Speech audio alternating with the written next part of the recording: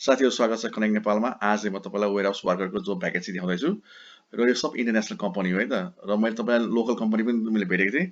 तर त्यस्तो कम्पनीमा तपाईले काम गर्न सक्नुहुन्न किनभने चाहिँ त्यहाँ चाहिँ लोकल ल्याङ्ग्वेज के हुन्छ, ल्याङ्ग्वेज काम गर्ने ल्याङ्ग्वेज चाहिँ इंग्लिश हुँदैन। हो त्यस्तैमा तपाईले काम गर्न सक्नुहुन्न। त्यसैले मैले खाली दुईटा भ्याकेन्सी भेटेको छु जो चाहिँ इन्टरनेशनल कम्पनी हो जहाँ सब इंग्लिशमा काम गरिन्छ र स्यालेरी भनेको चाहिँ 1300 युरो छ। 1300 युरोलाई अहिले करेन्ट रेटमा तपाईले गर्नुभयो भने लगभग 1,90,000 जति आउँछ। अहिले चेक गर्नु होला। र अर्को के भन्न चाहन्छु भने तपाईलाई चाहिँ म पछि न्युजिल्यान्डको देखाउँछु। न्युजिल्यान्डबाट एउटा बिग न्युज गुड न्युज आएको छ। जस्तै अनि फिनल्यान्डबाट पनि आएको छ जुन म तपाईलाई त्यस्तै न्युजिल्यान्डको भिडियो बनाएपछि फिनल्यान्डको बनाउँछु है त। सो आज चाहिँ म तपाईलाई लिथुनियाको देखाउँदै छु सबै वेयरहाउस वर्करको जम्मा दुईटा छ है त। यसको लागि चाहिँ मेरो ल्यापटप स्क्रिनतिर जाउँ। साथै पहिला हेर्नु यो लिथुनिया चाहिँ ल्यान्डलक कन्ट्री होइन। यसलाई समुद्रले घेरेको हेर्न छोएको छ। त्यसले यो ल्यान्डलक कन्ट्री होइन है त नेपाल जस्तो। लिथुनिया दक्षिणमा लाटभिया रहेछ, बेलारुस रहेछ र मलाई थाहा छैन लिथुनिया पनि ईयूमै पर्दो रहेछ। किनभने कसरी थाहा पाएँ भने मैले सिधै म करेन्सी मात्र हेर्छु कि करेन्सी हेर्नुभयो भने यहाँ हेर्नु त करेन्सी युरो छ है त। यसमा पनि करेन्सी युरो छ। त्यसैले यो ईयू जोन भित्रै पर्ने रहेछ है त। सो अब के गर्नु तपाईले आजको हेर्नुस् मैले अघि भने नि आजको एक्सचेन्ज रेट हेर्नु 145.69 छ नेपाली रुपिस। 1300 स्यालेरी भयो भने कति हुन्छ लगभग 1,90,000 हुन्छ लगभग है त।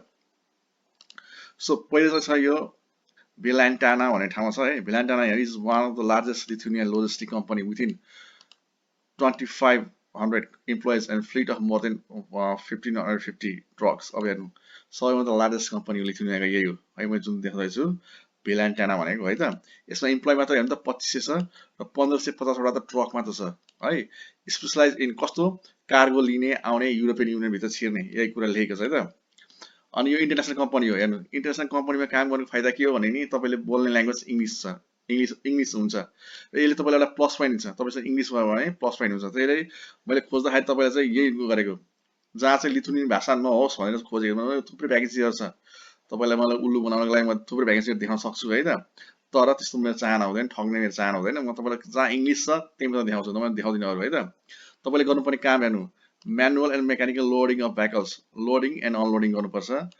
Collection of good according to order. अब त्यहाँ अर्डर हुन्छ कलेक्सन त्यो अर्डर त्यहाँ हुन्छ के लिस्ट हुन्छ अनि त्यो अर्डरसँग म्याच गर्नुपर्छ आयो कि आएन सबै हैन। And order selection cargo preparation for transportation भनेको तपाईले कार्गोको लागि सामान पनि रेडी गर्नुपर्छ है त। वी होप यु के गर्नुपर्छ good physical condition, strong internal motivation and most of the work is manually handling. भनेको यहाँ तपाईलाई कुनै पनि इक्विपमेन्ट चाहिएन, सबै हातले गरिन्छ। म्यानुअली ह्यान्डलिङ भनेको हातले गरिने काम हो सबै।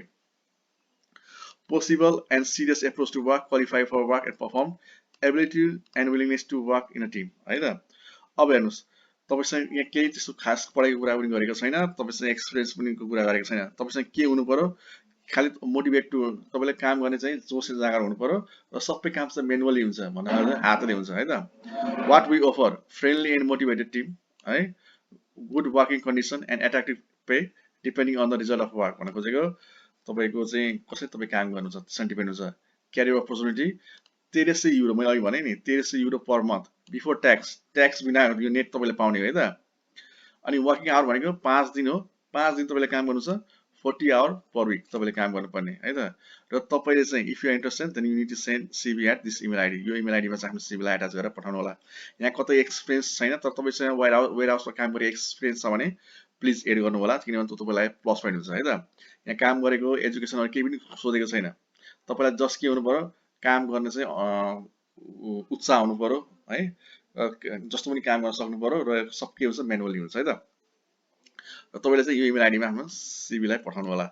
यो इन्टरनेशनल कम्पनी हो। त्यस्तै अर्को पनि छ हेर्नु त यो अर्को पनि यो इन्टरनेशनल कम्पनी हो। यो पनि है यो वेयरहाउस वर्कर छ लिथुनियामै छ यो पनि है त।